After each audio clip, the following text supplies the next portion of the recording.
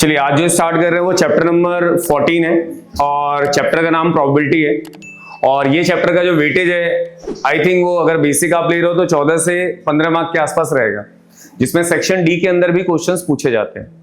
तो डिस्कशन यहाँ से स्टार्ट करेंगे प्रोबेबिलिटी, और बहुत ही छोटे छोटे और कुछ चीजें बस आपको ध्यान रखनी है, उसमें आपके क्वेश्चंस बन जाएंगे। और दो चैप्टर ही आपको देखना है अगर बहुत ज्यादा आपकी मैथ्स कमजोर है तो, एक स्टैटिस्टिक और एक प्रोबेबिलिटी। ये दोनों मिला के राउंड फिगर 28 या 30 मार्क्स के आसपास देते हैं बेसिक के लिए।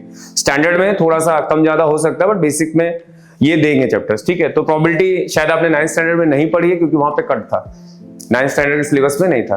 तो अब यहां से स्टार्ट करेंगे। सबसे पहले एक बेसिक कुछ जरूरत है जो हम फॉर्मूले के अंदर इसको यूज करने वाले हैं। जैसे ये आपने कभी पढ़ा होगा, ये तो 8th क्लास में पढ़ा होगा आपने, कि जब भी कोई टर्म्स दिया जा रहा है उसका ऊपर वाला नंबर क्या होता है, favourable outcome upon total number of possible outcome. Possible outcome का मतलब क्या हुआ, जैसे मान लो एक चीज समझना कि आपके पास सपोज करो एक डाइस को आपने थ्रो किया। डाइस तो जानते हो ना, सब लोग खेलते हो। उसके अंदर टोटल अगर देखा जाए तो कितने टर्म्स बन सकते हैं, 1 2 3 4 5 6, मतलब टोटल आउटकम जिसको बोलते हो, क्या बोलते हो, वो कितने हैं, 6। मैं सिर्फ ये बताना चाहता हूं कि जो ऊपर लिखा है और ये जो नीचे लिखा हुआ है इसका बेनिफिट क्या है या ये हम कब यूज करेंगे। तो जो भी क्वेश्चंस होगा उसमें हर क्वेश्चंस के अंदर अगर 4 मार्क का क्वेश्चन है, 4 मार्क के अंदर अगर 3 पार्ट दे रखे हैं तो आप एक में कम से कम ये लिखोगे। डेफिनेशन क्या लिखा हुआ, P ऑफ E मतलब प्रोबेबिलिटी ऑफ इवेंट। E का मतलब क्या होता है, इवेंट। लिखा गया ऊपर number of favourable outcome upon total number of possible outcome, ठीक है। अब देखो जैसे ये आपने टोटल आउटकम 6 लिखा।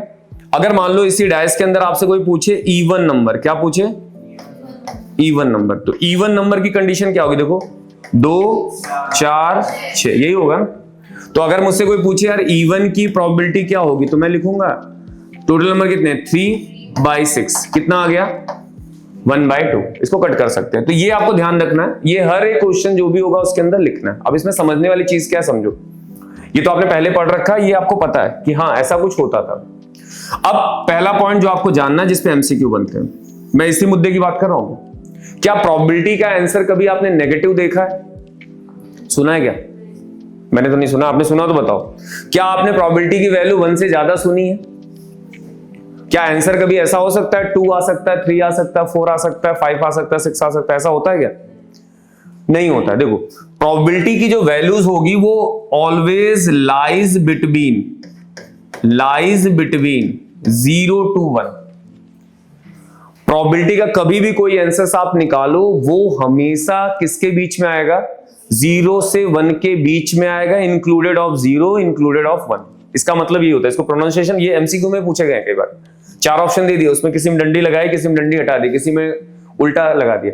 प्रोबेबिलिटी मतलब P of E, probability of event lies between 0 to 1, मतलब प्रोबेबिलिटी का जो आंसर होगा वो 0 हो सकता है और 1 तक जा सकता है। मतलब ऐसे समझ लो, नंबर लाइन दिख रही है आपको, ये मान लो 0 और ये क्या है, 1, इनके बीच के सारे आंसर्स चलेंगे, इंक्लूडेड ऑफ 0 और 1 भी चलेगा। ये फिक्स है। अगर आपको किसी प्रोबेबिलिटी के अंदर कोई नेगेटिव टर्म्स दिख रहा है तो आप उसको कैंसिल करोगे, मतलब ये आंसर हमारा नहीं हो सकता। कोई आंसर अगर 1 से बड़ा दिख रहा है तो भी हमारा आंसर वो नहीं हो सकता।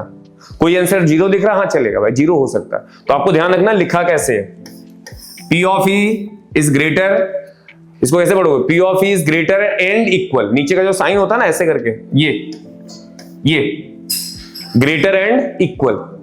तो P of E is greater and equal to 0 but less than and equal to 1। क्या पढ़ते हैं, P of E is greater and equal to 0 but less than and equal to 1। ठीक, एक तो ये चीज है कि प्रोबेबिलिटी हमेशा इन्हीं के बीच में लाई करने वाली। आप कोई भी क्वेश्चन देखोगे दिख जाएगा आपको। दूसरा एक आता है श्योर इवेंट, इसका नाम सुना है आपने कभी, एमसीक्यू में ये भी पूछा गया। श्योर का मतलब क्या हुआ, जो इवेंट पॉसिबल है, होना ही है, ठीक है। जैसे आपने सन को बोला, मतलब अगर सूरज उग रहा है तो उसका साइड फिक्स है, वो कहां से आएगा, क्या वो चेंज हो सकता है, नहीं हो सकता, मतलब फिक्स है। तो ऐसे इवेंट जो होने ही होने वाले हैं उनको हम क्या बोलते हैं, श्योर इवेंट। उसकी प्रोबेबिलिटी ऑलवेज 1 होगी। क्या होगी, ध्यान रखिएगा। पूछते हैं दूसरा आता है इम्पॉसिबल। इम्पॉसिबल से नाम से ही पता चल रहा है क्या बोलना चाहता वो, इम्पॉसिबल इवेंट। मतलब क्या हुआ भाई, ऐसे इवेंट जो पॉसिबल ही ना हो, यही तो हुआ। मतलब आपने एक डाइस मतलब जो आपने लूडो खेला होगा या जो आप खेलते हो, उस जो पासा होता है या जो डाइस होती है उसमें क्या कभी 7 आता है?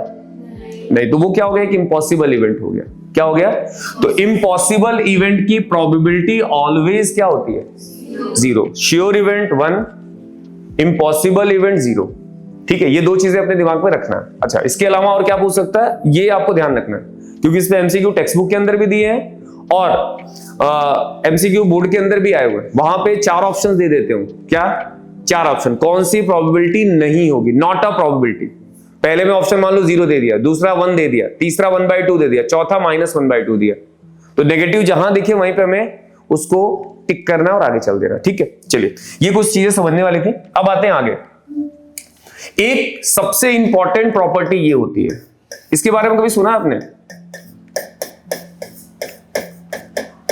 सुना है क्या? नहीं सुना, ठीक है कोई बात नहीं। ये इसको क्या बोलते हैं, जो डैश लगा है ना, जैसे इसको बोलते हैं प्रोबेबिलिटी ऑफ इवेंट ई, और इसको बोलते हैं नॉट ई। क्या बोलते हैं?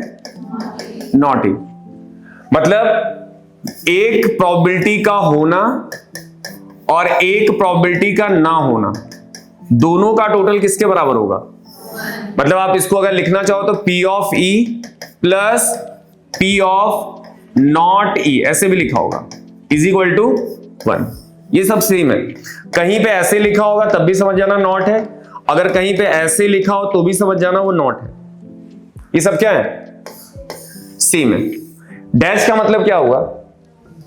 डैश या फिर जो ऐसे टर्म लगे नॉट, मतलब एक जो P ऑफ E है वो प्रोबेबिलिटी का होना है, और डैश का मतलब क्या? प्रोबेबिलिटी नहीं हो सकती। जैसे अगर आपसे कोई, इसे बहुत क्वेश्चन बनते हैं बहुत ज्यादा, जैसे मान लो किसी एक प्रोबेबिलिटी लिखी है 0.005, ठीक है, और आपसे पूछा find P of E dash, ये पूछ लिया, प्रोबेबिलिटी है 0.005 जो भी है आपका, और दूसरा उसने पूछ लिया find P E dash.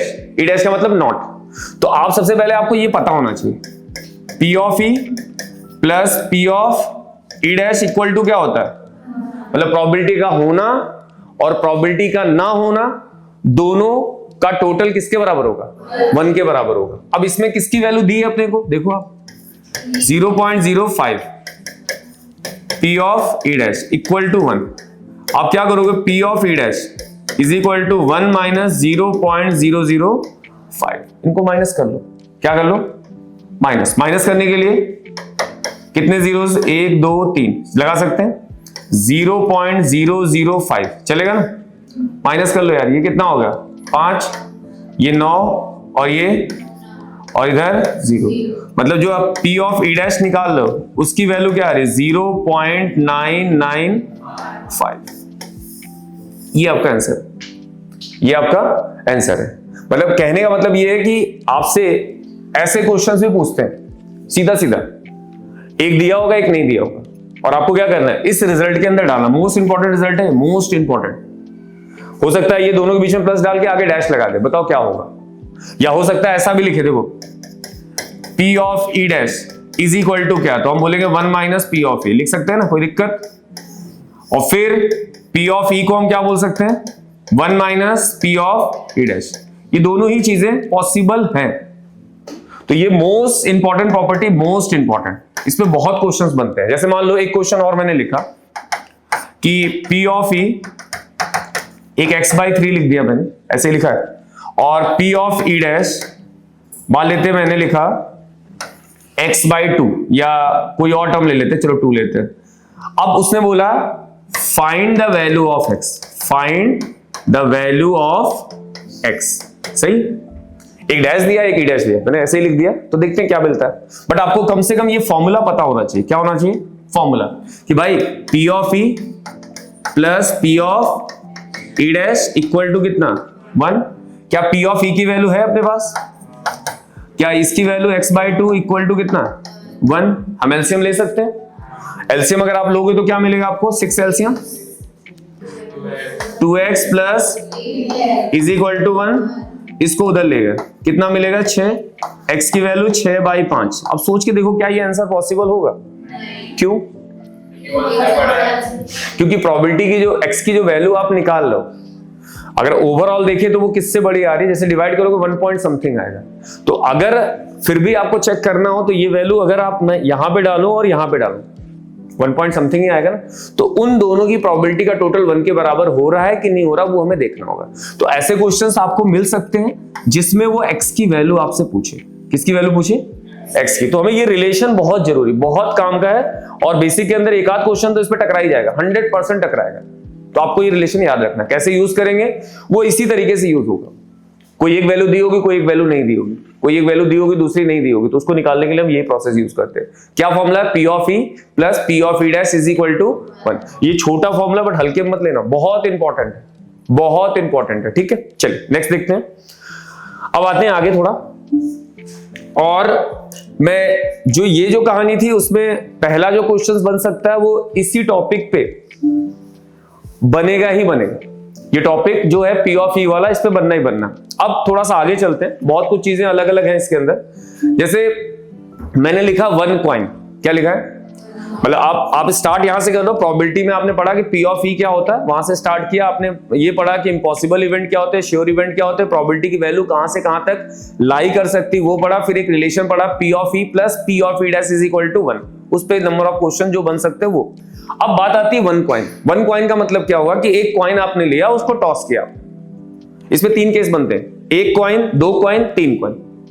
1 coin, 2 coin, 3 coin, मतलब मैक्सिमम 3 कॉइन अपने सिलेबस में। 3 कॉइन से ज्यादा वो नहीं पूछ सकते। तो सबसे पहले अगर मान लो 1 कॉइन की बात हो रही, मतलब ये कॉइन, ठीक है। इस कॉइन में क्या हो सकता है, या तो एक हेड आएगा और दूसरा या तो क्या आ सकता है, टेल आ सकता है। हमको ये पता होना चाहिए कि इसका टोटल आउटकम क्या होता है। तो टोटल आउटकम होते हैं कितने, 2। मतलब या तो हेड आएगा या फिर क्या आएगा, टेल आएगा। इसके अलावा और कुछ आ सकता है क्या?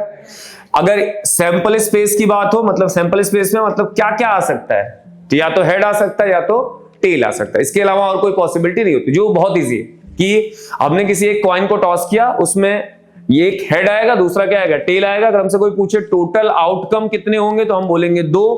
कौन कौन से होंगे, तो एक हेड होगा और एक क्या होगा, टेल होगा। ये 1 कॉइन का, ये तो सबको पता है। ठीक है, चलिए नेक्स्ट देखते हैं। अगर मान लो 2 कॉइन आ जाए, कितने, ठीक है, पहले 2 कॉइन को समझेंगे, बाद में क्वेश्चंस को देखेंगे। क्योंकि 1 कॉइन में ज्यादा क्या बन सकता है, आपने टॉस किया, पूछ ले हेड आने की प्रोबेबिलिटी क्या, तो आप बोलोगे 1/2।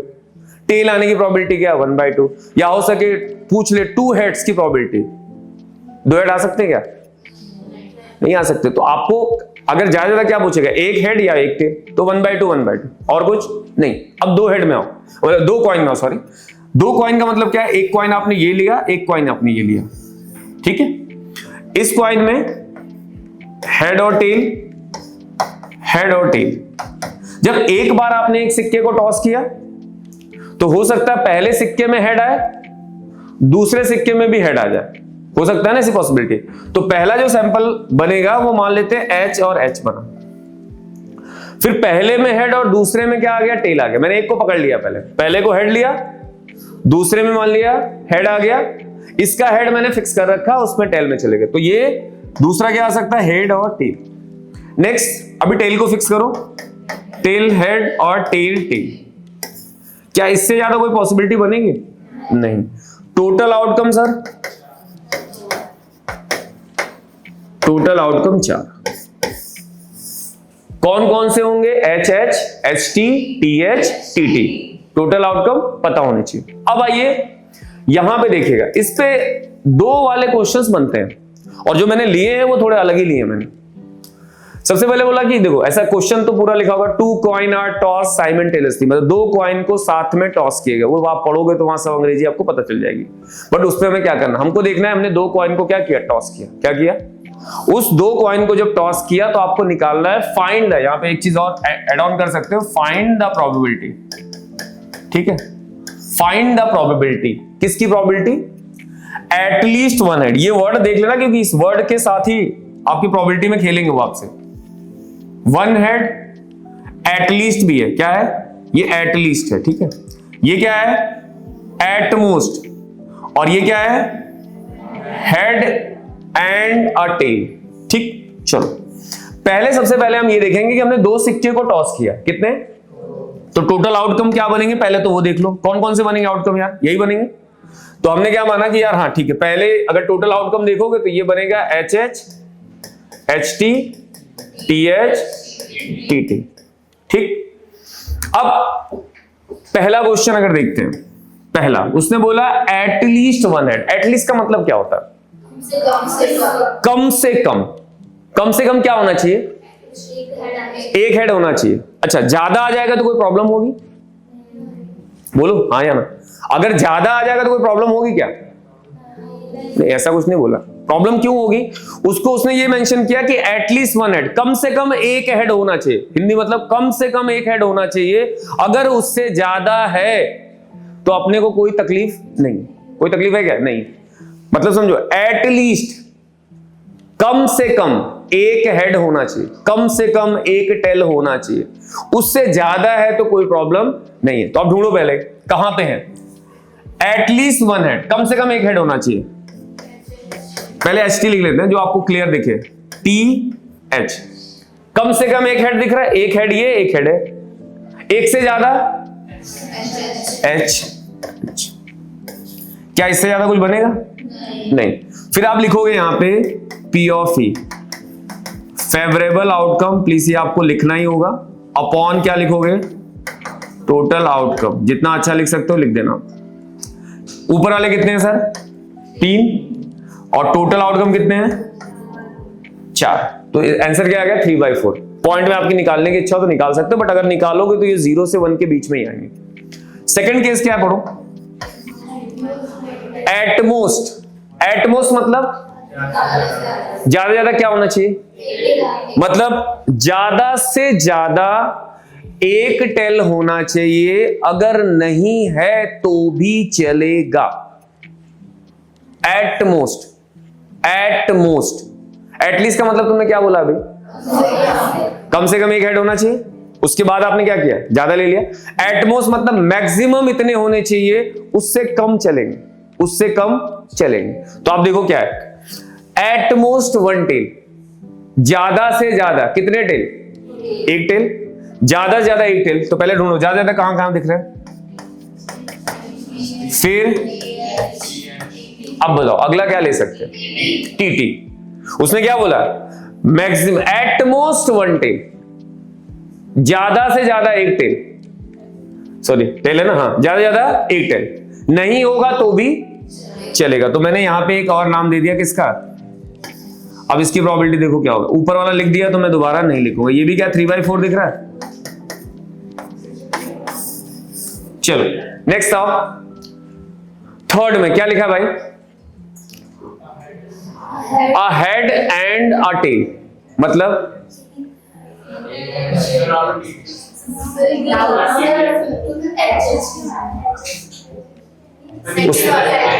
हाँ सेकंड में क्या दिक्कत बोलो।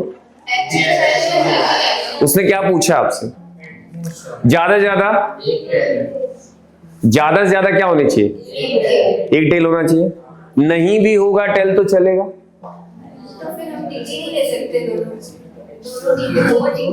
अगर देखो इसमें जैसे हमने बोला कि हमें क्या चाहिए, एटमोस्ट वन टेल चाहिए। कितना, मतलब मैक्सिमम आप कितने टेल ले सकते हो, ये तो अंग्रेजी पता चल रही है ना, मैक्सिमम कितने टेल ले सकते हो। अब ये इतना तो पढ़ना आता है ना सबको। क्या लिखा है, एटमोस्ट वन टेल, ज्यादा से ज्यादा एक टेल। अगर आपने 2 टेल ले लिए तो क्या ये कंडीशन चलेगी, तो नहीं चलेगी ना। तो ये देखो ये दोनों चीजें कंफ्यूजिंग है, एटलीस्ट एटमोस्ट। एटलीस्ट मतलब कम से कम, एटमोस्ट मतलब ज्यादा से ज्यादा। अगर जैसे इस रूम की कैपेसिटी बोली जाए 60 है मैक्सिमम, बट इसमें मैं एक बच्चे को बैठ के पढ़ाऊं तो कोई दिक्कत है, तो वो तो हमारे ऊपर डिपेंड। तो एटमोस्ट का मतलब ये मैक्सिमम आप कितने ले सकते हो, एक ले सकते हो। एक से कम है चलेगा, नहीं है तो भी चलेगा, ऐसा। ठीक है, ये दोनों वर्ड बड़े खतरनाक है, उस पर हमें देखना है। ठीक है, 3/4 लिख दें। अगले वाले में बताओ क्या करेंगे इसमें, a head and a tail, head and a tail, बस इतना ही पूछा है ना। तो आप कौन कौन से ले सकते हो? इसके अलावा और कोई बनेगा? चेक करो एक बार। अ हेड का मतलब क्या होता है? तो एक हेड, या फिर क्या हो सकता? प्रोबेबिलिटी, काट दो इसको जरा, कितना आएगा? 1/2। ये दोनों वर्ड में किसी को प्रॉब्लम? ठीक है, आगे चलते हैं। आपके पास अभी आते हैं 3 कॉइन। कितने? 3 कॉइन। देखिए इसमें बहुत सारे क्वेश्चंस होंगे, बट थोड़ा सा समझाना था अपने को, वो हमने दिखा दिया। अब आते हैं यहाँ पे 3 कॉइन। 3 कॉइन का सीन ये भी हमारे सिलेबस के अंदर है, ये भी हमारे सिलेबस के अंदर है। सबसे पहले आता है एक, दूसरे में, तीसरे में, सही है। देखो पहले तो आपको ये समझना है इसके अंदर आउटकम कितने आएंगे। टोटल आउटकम आते हैं 8, 6 नहीं आएंगे बेटा, 8 आएंगे, ध्यान रखना। एक सिक्के में 2 आते हैं, 2 सिक्के में 4 आते हैं, 3 सिक्के में 8 आते हैं, 6 नहीं आएंगे, वो दिखाता हूं कैसे आएंगे। ठीक है, इसकी चीज हमें याद रखनी पड़ेगी यार। इसके टोटल, जैसे आपने एक सिक्के को टॉस किया, पहले सिक्के को टॉस किया तो हेड आया, हो सकता है दूसरे में टेल आ जाए, ऐसे सिनेरियो बनेंगे। अगर आपको लगता है कि आपको सिनेरियो बनाना आता है पहले से, तो बना सकते हो, कोई दिक्कत नहीं। अगर मान लो गलती से आपको बनाना नहीं आया, आप भूल गए, तो आप कम से कम 2 वालों का तो जानते हो ना, वो तो इजी है ना। 2 वाला कैसे लिखते हैं? HH HT TH TT। ये कितने के हो गए? 2 के। उनके साथ एक और है ना ये वाला, उसकी पॉसिबिलिटी, एक सिक्के की पॉसिबिलिटी क्या होगी? ST, यही होगी ना। अगर आप 2 को तो एटलीस्ट सब याद कर लेते हैं, और एक के लिए तो पता ही है ST, इनको बस मल्टीप्लाई कर लो। तो कैसे होगा देखो, समझो। इसको आप क्या कर सकते हो, इसके साथ ले जा सकते हो। एक बार पूरा अच्छे से बता देता हूं, कैसे लिखोगे? HH याद करना पड़ेगा क्योंकि 3 के क्वेश्चन आते हैं अपने पास। इसी को वापस T के साथ ले जाओ, तो क्या लिखोगे? बात समझ में? अगले वाले को उठाओ, HTH, ये वाला इसके साथ गया, ठीक है। अगला HTT, फिर THH, THT, फिर TTH, TTT। ढूंढो कितने बने बेटा, देखो काउंट करो जरा, काउंट करो। 8, 1 2 3 4 5 6 7 8। इससे ज्यादा आप कुछ हो नहीं सकता। ऑर्डर चेंज करोगे वापस वही मिलेंगे। तो जब भी 3 कॉइन को आप टॉस करते हो तो टोटल आउटकम मिलेंगे 8, और हमको ये याद करना पड़ेगा। अगर आप याद करना मतलब बनाना पड़ेगा आपको। अगर बनाना आता है तो अच्छी बात है, नहीं आता है तो ये ऊपर वाली कंडीशन आप यूज करो, ठीक है। कोई ट्री वाला भी यूज करता है, कोई नॉर्मली मल्टीप्लाई। मैं नॉर्मली ये प्रेफर करता हूं, अगर आपको भूल गए तो फटाफट ये हो जाएगा। 2 सिक्के का पता है, 1 सिक्के का पता है, दोनों को क्या कर दो, कंबाइन कर दो, ठीक है। अब इस पे क्वेश्चंस कैसे बनते हैं वो देखो। मतलब आपको 3 सिक्के का अगर आएगा तो आपको पता होना चाहिए कि 8 आउटकम, टोटल आउटकम होंगे। अगर 2 सिक्के का आए तो 4 होंगे, 1 सिक्के का आए तो 2 होंगे, ठीक है। क्या क्या पॉसिबिलिटी होती है वो हमने लिखा। अभी आ जाओ आगे और एक क्वेश्चन को देखते हैं। देखो इसने लिखा है कि when 3 coin are tossed, 3 coin को टॉस किया, कितनी बार किया है? 1 बार। कितनी बार किया? 1 बार। 3 कॉइन को टॉस किया 1 बार। Find the probability, find the probability getting all the tails. सबके सब क्या होने चाहिए? फिर दूसरा क्या बोला है? गेटिंग, फिर एटलीस्ट, और गेटिंग 1 हेड। तो सबसे पहले आपको वो पॉसिबिलिटीज लिखनी पड़ेंगी, ठीक है। तो अगर वापस एक बार देखें तो ये कितने के लिए हो गया? 2 के लिए हो गया। फिर इसके साथ क्या करते हैं आप, प्लीज अगर याद कर सकते हो फटाफट तो आप नॉर्मली बना लो। HHT, STH, H, ये हो गया HTT, फिर THH, फिर THT, TTH और TTT, सही है ना। ये हो गए आपके टोटल। हम यहां पे लिखेंगे टोटल आउट कम। कितने हो गए बेटा? 8। अब चलिए इसमें से ढूंढते हैं जो हमसे उसने पूछा है। ये तो आपको पहले याद होना चाहिए। 3 सिक्के को अगर हमने टॉस किया तो 8 आउटकम बनेंगे। कौन कौन से बनेंगे वो हमें पता होना चाहिए। मतलब हमको सिर्फ ये देखना है, ठीक है, अब आइए पहले वाले क्वेश्चन में, गेटिंग ऑल टेल्स। कितने टेल्स है देखो आप जरा, ऑल का ऑल मतलब सारे के सारे टेल्स होने चाहिए। कहां पे दिख रहे हैं आपको, एक ही दिख रहा है ना, ऑल टेल्स। इसकी प्रोबेबिलिटी क्या लिखोगे, favourable outcome upon total outcome. क्या 1/t लिख सकते, 1/8 लिख सकते हैं। दूसरे में आओ, सेकंड क्या पूछा उसने, गेटिंग 2 हेड्स, 2 हेड होने चाहिए, 2 हेड होने चाहिए, कहीं पे भी वो चलेगा, 2 हेड ढूंढो। मैं यहां पे लिख रहा हूं 2 हेड्स, HT है, ये तो नहीं, T, देखिए अगला आते हैं ये वाला THH। फिर नेक्स्ट कितने हेड होने चाहिए थे, 2 हेड्स होने चाहिए थे, इतने ही है, और कोई है क्या देख लेना, मिसिंग तो नहीं कुछ। इसकी प्रोबेबिलिटी देखो क्या होगी, 3/8। ठीक है, नेक्स्ट बोलो, गेटिंग एटलीस्ट 1 हेड, कम से कम, उससे ज्यादा हो सकते हैं, क्लियर है ना। एटलीस्ट कम से कम एक हेड होना चाहिए, ढूंढो भाई, कम से कम एक हेड, कम से कम एक हेड या उससे ज्यादा। तो पहले एक वाले को ढूंढ लेते हैं। अब देखो अच्छे से देखो तो एक ही छूटेगा सिर्फ, TT वाला, बाकी सब आ रहे हैं। एटलीस्ट 1 हेड, कम से कम एक हेड, उससे ज्यादा अपने को कोई प्रॉब्लम नहीं। तो देखो क्या होगा, मैं ले लेता हूं ये भी, इसके बाद ये भी, इसके बाद ये भी, इसके बाद ये भी, इसके बाद क्या बचा, और कुछ TT, ये सारे के सारे मिले, और इनकी प्रोबेबिलिटी क्या होगी, लास्ट देखो, लास्ट में क्या बोला, गेटिंग 1 हेड। कौन कौन से ले सकते हो,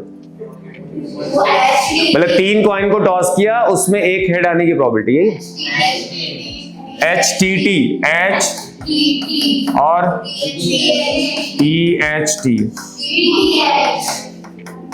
बस। तो इसकी प्रोबेबिलिटी, ये आपका आंसर होगा। तो जब आप 3 कॉइन को टॉस करोगे तो उसके टोटल आउटकम ये बनेंगे। जो सिक्के वाली कंडीशन है वो इतनी है, हाँ इस पे नंबर ऑफ क्वेश्चंस और अच्छे बन सकते हैं, बट उसमें ज्यादा आप परेशान करने के लिए 2 वर्ड यूज करेगा वो, एटलीस्ट या फिर एटमोस्ट, इससे ज्यादा और कुछ नहीं हो, और तो सब सीधा सीधा रहेगा। क्योंकि ये देखो आपको समझ में आया गेटिंग 2 हेड्स, ये समझ में आया कि गेटिंग 1 हेड, ये बोला गया गेटिंग ऑल द टेल्स, तो ये समझ में आया, उसके लिए आपको ये पता होना चाहिए। ठीक है, आई होप कि ये आपको समझ में आएगा। Okay, thank you.